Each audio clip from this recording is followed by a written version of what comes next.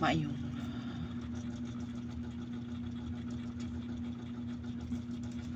gabi sa tanan, no?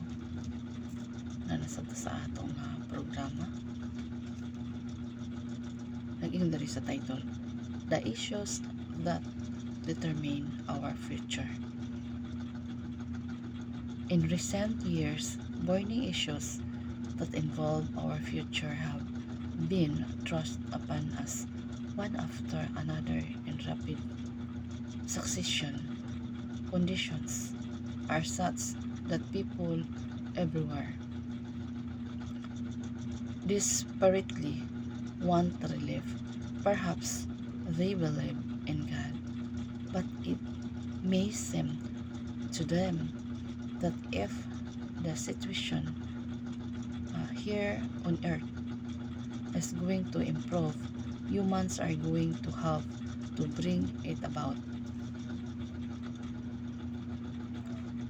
Some try to do it through existing governments or by mass protests against the decisions of these governments. Others believe that the revolution is the only way. They feel that changing laws, replacing rulers, or even entire governments will surely improve conditions. But what do the facts show?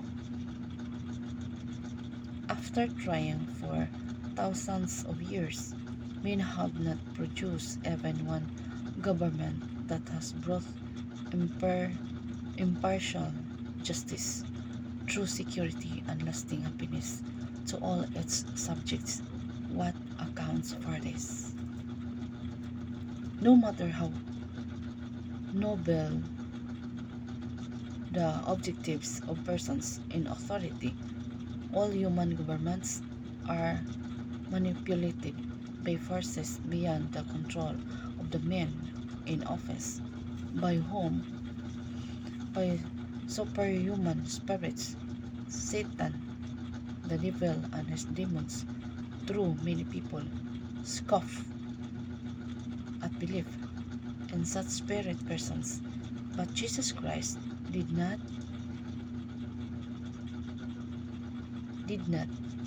He personally knew the background of Satan and spoke him as the ruler of this world. No, si Satanas may nag-ruler karon. So makita nimo sa mga buhat si tani ang nag-ruler karon ni. Karon panahon na. Patay dito, patay diri unsa pa na diha. Kaya nag-iyon ang pulong sa Dios. Musanay man ang kadautan mo bugnaw ang hubas kadaghanan. So ginasulti na nadaan. So nakadeklara na diha sa Biblia, dili na gyud ta makalubag pa niya na na siya. So ito sa John 12:31 ako basahon na. Sa John 12:31. A symbolic language.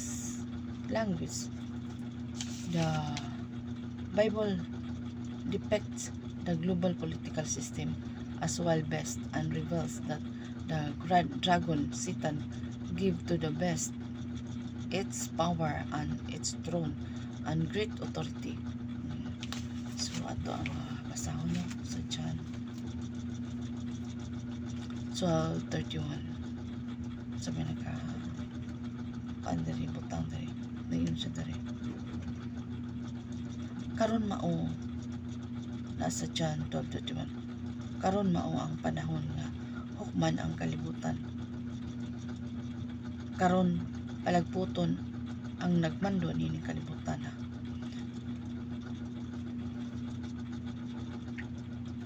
Nga gitawag sa ingon ba nga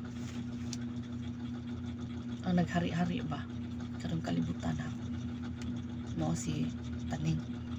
Pero mabot sa panahon diri sa John 12:31 nga palagputon gid na siya maghari-hari sa nagkalibutan na. So wala na maon no na palagputon gid na siya. Mulihok naman ang Ginoo na. So arita sa Revelation 13. So may nasa 13, Revelation 13.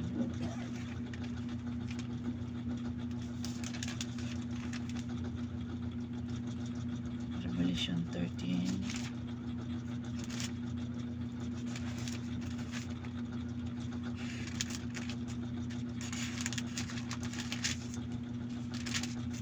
One and two ako masama.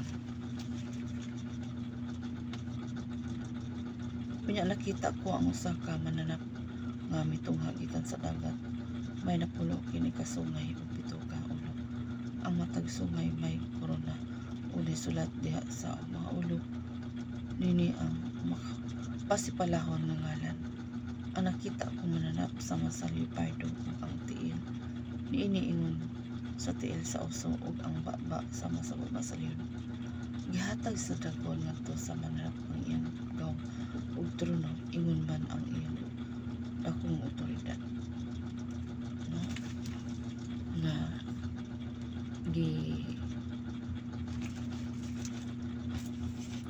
gitigaan siya og ani man gud naka program na daan naka-intact na daan kung saan paghitabo, no? Kay si Satanas ni katugutan mga maghari-hari kuno ay sa dili sa kalibutan, pero temporary ra na, no? Temporary ra na. So sa may sulti sa Daniel,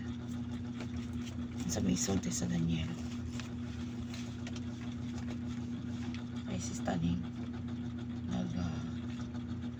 samok-samok dyan na samok-samok dyan na siya si Taning, samok-samok na si Taning sa kinabuhi sa mga Kristohano.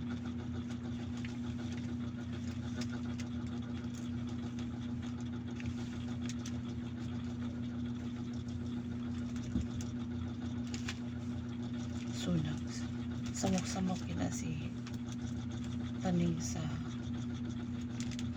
mga kanakan sa Ginoo. Kay dili naman na samok ko ni Taning ang iyana. Ato na siya magsamok-samok dito sa na ato na dito magsamok-samok sa dili iya sa ang pagsamok ni Taning nga iya naman, so hayaan na lang na niya panakan sa Diyos yan sa mukha. Daniel 7 na verse 2 to 8. Ako masahon na nag-ingon siya.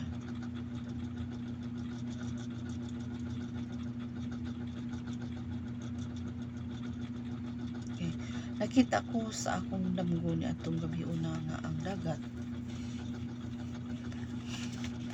gikuso-kuso sa upat ka hangin.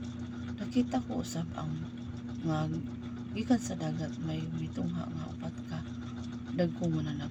Ang una mura diyon og kini may pako nga gilaon niya. Nakita ko nga na langkat ang iyang mga pako og naalsa siya og ipatindog daw tao o gihatagan kini pangisip masama sa tao. Ay kaduhang mananap sama hitsura sa usok mitindog kini pinagi sa mga tiil sa luyo ug nagtangag kini tulo ka busok ug giinan tindog ug kaog daghan karne. Unya nakita ko nga ang daw usa ka leopardo nga may upat ka pako o upat ka ulo gihatagan kini tugdan sa paghari. Ano. So adunay pagtugot, so adunay tag-iya, no? Sa 12 arita sa 12, 12, 23, 26. Sige nga sa pulong sa Pinoon.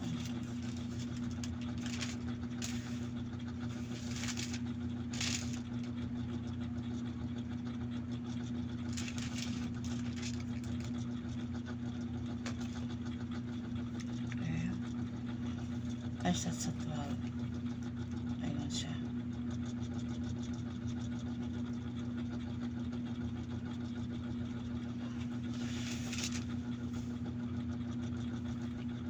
Okay.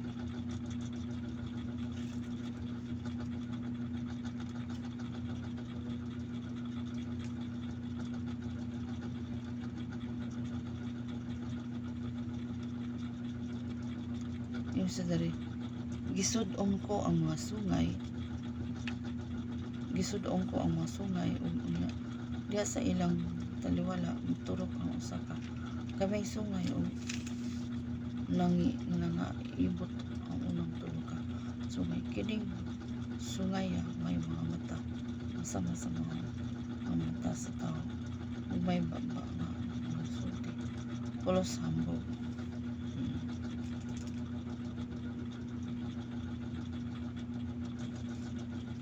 23.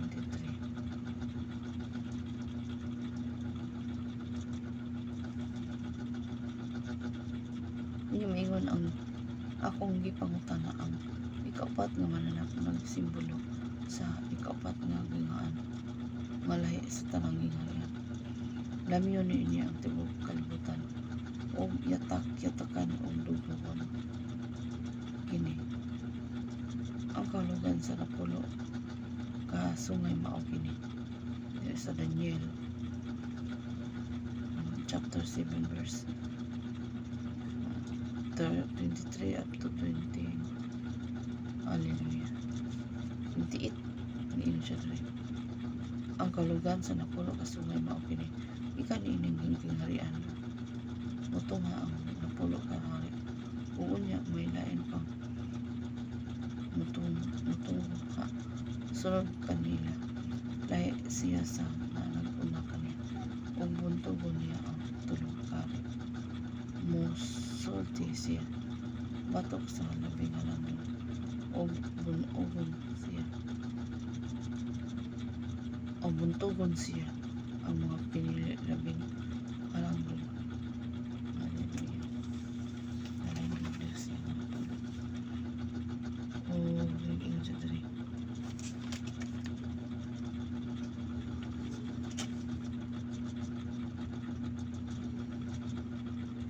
Kunya nagpakisayod ako sa kamantaoran may tungod sa kaupat nga mananap nga lahi sa tanan nga nakita ko dito kay kini labihan ka makasalig makalilisang tungod sa iyang hutang ngipon o mga kuko nga bunsi kias giusap-usap ang iyong gitukob o tamakan ang nabili ni bot usab ako masayo na bahin sa napulo ka sungay na diha sa ulo ni inyo sa laing sungay nga ito'y usab o nakapaimot sa tulo ka sungay. Kining sungay may mga mata o may baba nga ng hambog o daw hawod kay sa iyang mga kauman sa pagtanaw ni ko na kigubat kini sa mga balaan o kini may buntog kanila o niya miabot siya nga walay katapusan o kahibulungan niya ang gaw dan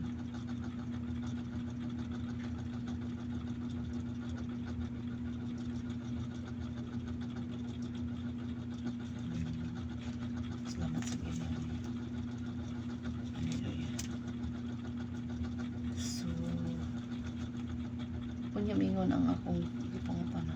Ay kupat naman anak nagsimbulo sa kupat nga gingarian nga lahi sa tanang gingarian. Dahil yun niya ang tibok kalimutan.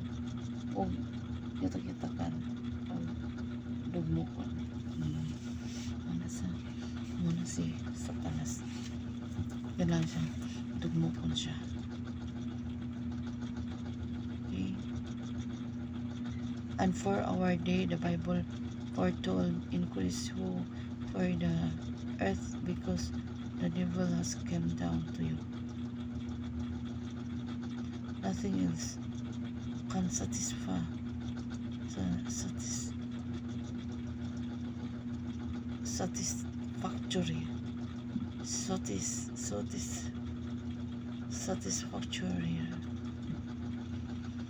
nothing else can satisfactory in company for the chaos into which human secretary has been lost. But how did you come love and what can we do to get relief? So sa may bahatod ta. So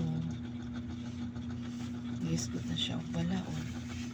Kung unsa man gud ang nahutan diri maingon sa bito sa langit. So mo na nga. Salamat sa Ginoo niya ng tanan. Careful lang kita kay na si Diablo ning kalibutan na. Amen. So pagkupot kita sa Ginoo.